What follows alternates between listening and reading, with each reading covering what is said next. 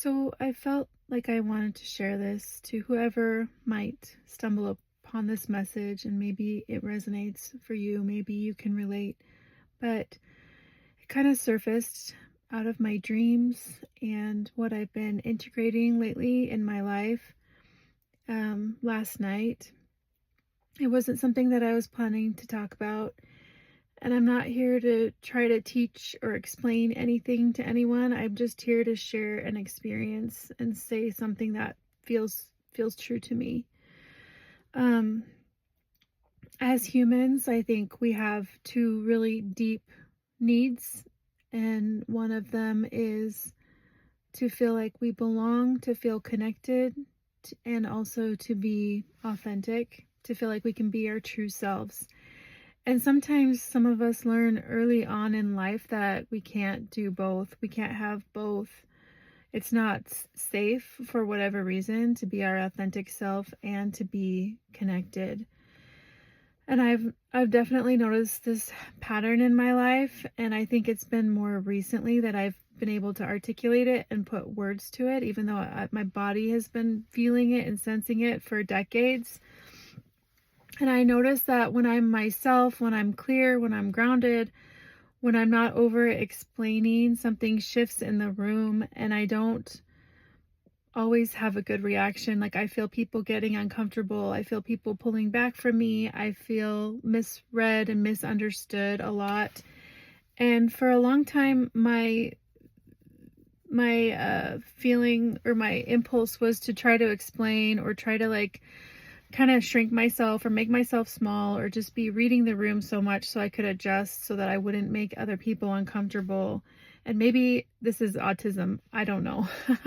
I get those themes, or those memes. I don't know. They come across my thread sometimes, but I don't know. I'm not diagnosed. So, and I would have conversations about and replay things in my head, and I'd soften my words and try to say things in a certain way and add context. I would try to preempt misunderstanding. And I feel myself kind of getting activated just talking about it right now. But I felt clear within myself, but there was this idea or this feeling that I would be misunderstood, and I didn't want to threaten the connection. And there were also relationships, and specifically romantic relationships, where I felt every time I set a boundary, I would feel like this pressure to make it make sense to them, to explain why I needed space, or to explain why I wasn't available, or to explain why I wasn't angry, or explain that I still cared. But I'd noticed something in my body, like this vigilance and this anxiety and this low hum of anxiety. And it was like I was bracing for punishment or withdrawal, because that always happened. And eventually I realized I wasn't just being honest. I was negotiating for permission to be myself and to exist as a human, as I am as a human. And there wasn't a dramatic moment of change for me with this. I wrote some notes down, so that's why I keep kind of looking down, because I really wanted to just express it. And this makes me really uncomfortable to share. Honestly, I'm trying to, with YouTube, try to use my voice more, because it's been so quieted, even though I have all these ideas and these thoughts and this rich inner world. But then to try to express it when I know that someone else is going to be listening to it, or a lot of people, it tightens me up. So this is me confronting it. But there wasn't a dramatic moment. It was just okay. It was just that I got tired, and I was tired in my bones. And I remember thinking, why am I working this hard to be understood or to have connection, just to be allowed to be myself?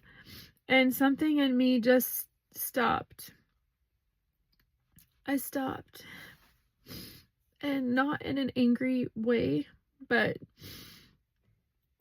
and not in a like a burn it all down way, but just I stopped explaining.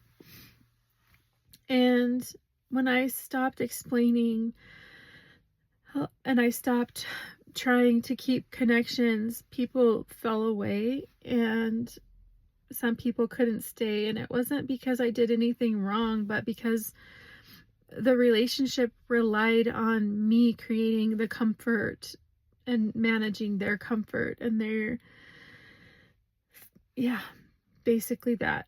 And letting people go has been heartbreaking and lonely, but also strangely relieving too. And I want to be honest about the loneliness part, because choosing authenticity can be lonely. And there were moments where I'd think maybe it would be easier just to be smaller again. Many moments, and just to adapt. But every time I thought about doing that, I was just like, I can't go back to doing that anymore. And my body did say no over and over. So I just sat with the loneliness, and I realized that I would rather be lonely than to be split in two, to feel just torn. So what I know now,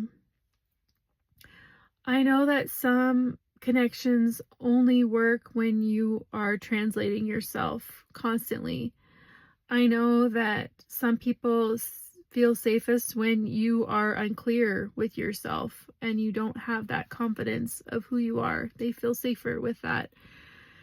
And I know that when you stop doing that, they don't always know how to meet you. And it doesn't make you wrong. It just means that you changed the terms. I don't believe that authenticity and connection are opposite. I think there's a passage between them, like a stretch where you have chosen yourself, but the right people haven't caught up yet. And that space can feel really lonely. And it is the cost of not abandoning yourself anymore. So there's still days that I feel sad about it. Like, I normally don't, honestly. But today I woke up feeling a little sad. And there are most days that I feel deeply at peace. Both are real, but I know in my bones I would rather walk alone and be fully intact as a human being, even if I'm the only one that sees me, than to stay connected in relationships where I have to disappear. And so, if this resonates with you, you're not broken either. We'll be what we are together. You're not too cold and you're not too much. You're just trying to be yourself. And maybe you're just early. So